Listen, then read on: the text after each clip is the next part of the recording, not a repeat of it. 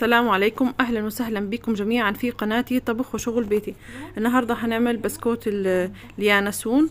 بصوا ازاي مقرمش معانا، طعمه جميل. تعالوا نشوف هنعمله ازاي. اول حاجه هجيب بوله احط فيها بيضتين، البيضتين بحراره المطبخ، اضيف لهم ظرفين فانيليا.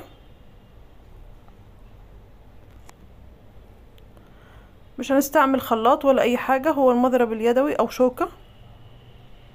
دلوقتي هضيف نص الكوبايه سكر عادي مش بودرة.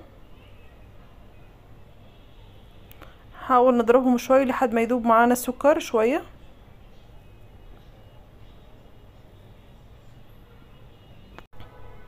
دلوقتي عندي هنا 3/4 الكوباية زيت، هضيفهم بالتدريج.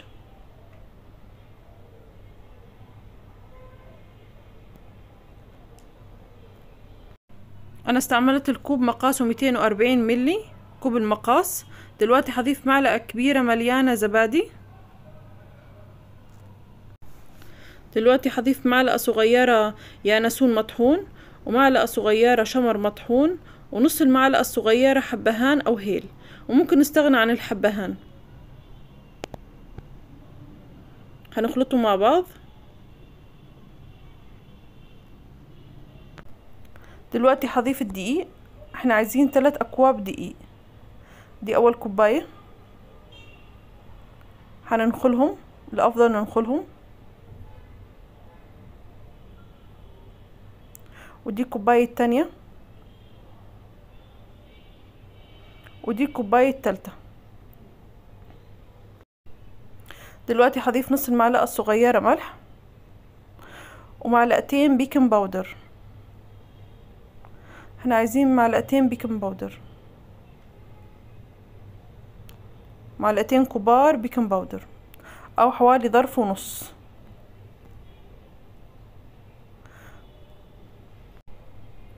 دلوقتي هنخلط المكونات مع بعض. مجرد الدقيق يختفي معانا خلاص هنوقف عجن. ممكن تلاقيها طرية معاكي شوية تضيفي حوالي معلقتين ل3 دقيق، وممكن ما تحتاجيش تضيفي حاجة. انا ما ضفتش دقيق. وكده صارت العجينة جاهزة معايا. دلوقتي هبدأ اشكل فيها. ممكن ترقيها في الشوبك وممكن في ايدك. احنا عايزين سماكة متوسطة، لا هي رفيعة ولا هي تخينة، واي كوباية تقطعي فيه. هنجيب غطا ازازة او غطا صغير تقطعيها في النص برضو. دلوقتي هنشيلهم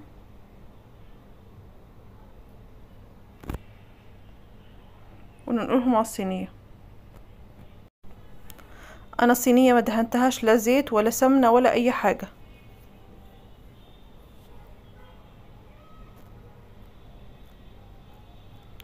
بصوا بسهولة وتلميها وترجعي تقطعيها،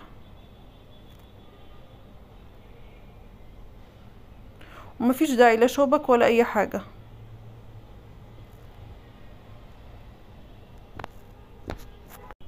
دلوقتي هندهن وشهم بصفار بيض او بيضة كاملة مع معلقتين لبن.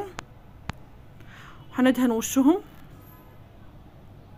وبعدين نرش عليهم سمسم عشان ندخلهم الفرن.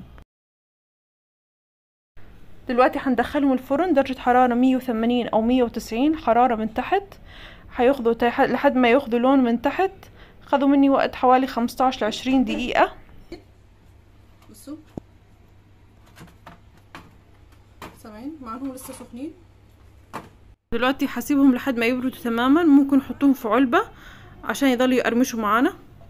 بتمنى تجربوهم يعجبوكم. لا تنسوا الاشتراك في القناة وتفعيل الجرس يصلكم كل جديد.